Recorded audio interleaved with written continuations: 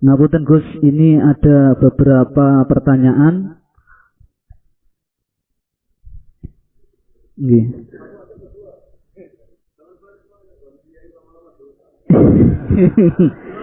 Ini saya hanya membacakan mawon Gus. Ada beberapa pertanyaan yang masuk. Korbannya saya. Dua sudah kebanyakan. Ya. Dua pertanyaan. Yang pertama dari Ketua DKM Masjid Raudhatul Jannah PLTGU Grati, Gus. Yang pertama yaitu Allah Subhanahu wa taala berfirman di dalam surat Kahfi ayat 110, "Qul innama ana basyarum mislukum yuha ilayya annama ilahukum ilahu wahid, faman kana yarju liqa'a rabbi falyamal amalan shalihan wa la yusyrik bi ibadati rabbih ahada." Yang artinya, katakanlah Muhammad, sesungguhnya aku ini hanya seorang manusia seperti kamu yang telah menerima wahyu bahwa sesungguhnya Tuhan kamu adalah Tuhan yang Maha Esa. Maka barang siapa mengharap pertemuan dengan Tuhannya, maka hendaklah ia mengerjakan kebajikan dan janganlah dia menyekutukan dengan sesuatu pun dalam beribadah kepada Tuhannya. Di sini barang siapa ingin bertemu dengan Tuhannya, maka hendaklah melakukan kebajikan dan jangan menyekutukan dengan sesuatu apapun dalam beribadah. Yang dimaksud di sini bertemu dengan Tuhan itu seperti apa? Maksudnya orang mati loh. Yang kedua, melakukan amal kebajikan itu seperti apa? Jangan menyentuhkan Tuhan dalam beribadah itu seperti apa? Niku Gus. Satu pertanyaan Gus. Satu pertanyaan ada 3 kategori. Ngapunten Gus. Bismillahirrahmanirrahim. Pertanyaan itu bagus sekali karena hal yang sama dialami Rasulullah SAW.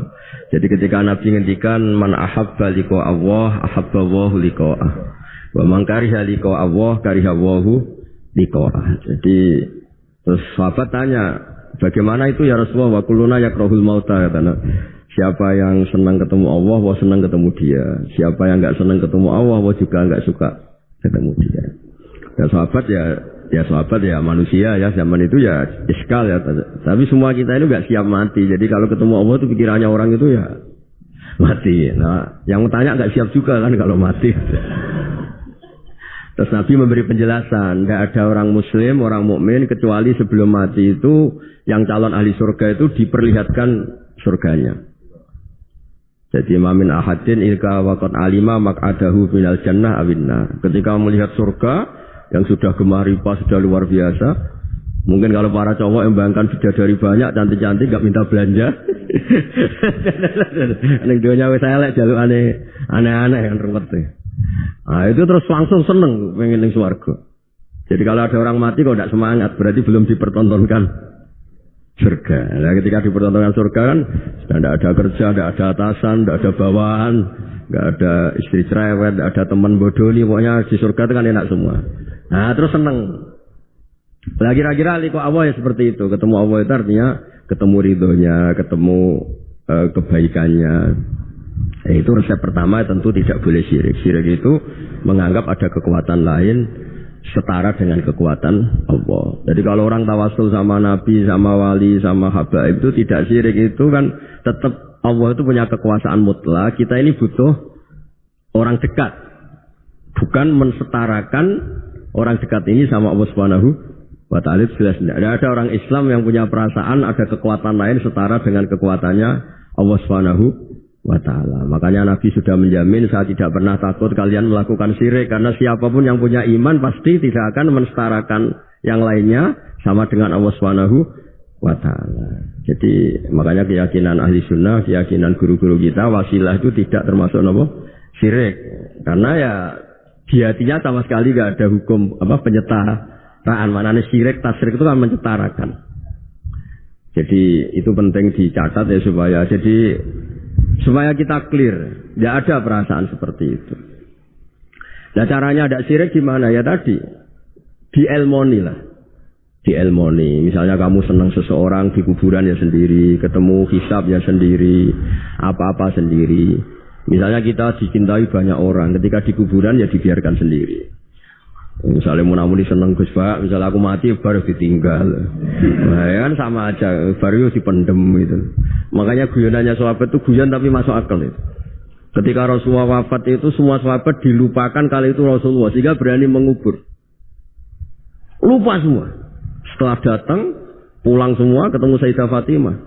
Ya Anas, kamu tadi ikut Soro Boso Jawa mengubur Nabi. Wah, terus diingatkan sama Fatimah, kamu teganya, kamu semua mengklaim mencintai Nabi, kenapa taksu alaihi turab? Kenapa kamu menguburkan dengan tanah? Itu semua sahabat nangis semua. Cek teganya kita mencintai, kemudian kita yang mengubur. Tapi sama Allah sama itu dilupakan semua. Kalau nggak dilupakan, nggak ada yang berani ngubur. Ya jadi saya ulang lagi ya, jadi mencintai Allah itu gampang kok, karena Allah baik, reputasinya baik. Makanya masyhur kan Nabi Dawud didawi Allah, Habibni ila ibadi. Itu dicerita di kitab Ihya, di kitab Syauqin. Saya cintakan ke hamba-hambaku. Wa kaifa uhabbibuka ila ibadik. Bagaimana saya mencintakan kau pada hamba-hambaku? Dawi Allah di hadis qudsi itu, kenalkan uskurni bil hasanil jamil. Ya, kamu cerita saya tentang yang baik-baik saya. Dikasih bumi. Misalnya saya sendiri kalau bayangkan itu gampang. Kalau saya dikasih rumah Habib Ahmad setahun gratis, saya akan muji beliau orang baik. Padahal hanya setahun dikasih gratis.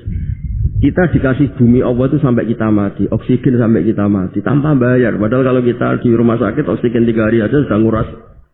Ya contoh yang gampang-gampang saja. Gara-gara tidak syukur kan tomak kamu. Bayangkan nikmat itu ya punya Alphard, istri 4, neriman semua, rukun semua.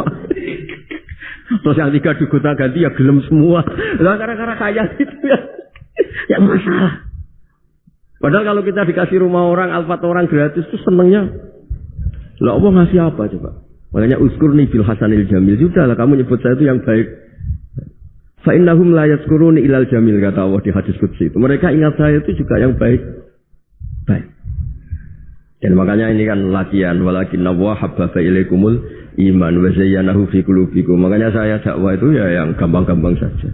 Ya semuanya Islam yang bersuarga. Ya memang dakwah Nabi gitu, mangkola lilwah dakhalal jannah. Lah kita gara-gara khawatir dasar hati cilik, mangkola la ilaha illallah gak dakhalal jannah sik. Nak taate ngene matine ngene panjang sekali catatannya. Setahu saya ngapalkan hadis itu enggak ada catatannya. Mangkola la ilaha dakhalal. Tahu-tahu kok sekarang banyak apa? Catatannya banyak.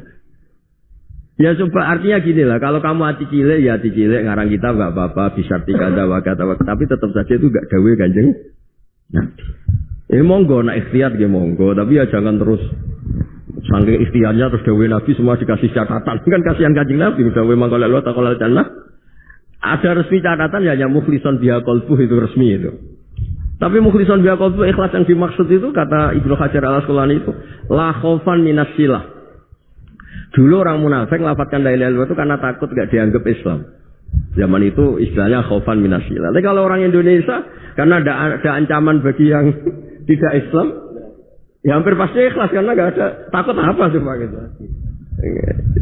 Jadi lebih gampang gitu. Ya jadi maksudnya liqa Allah begitu. Pasti ikhlas.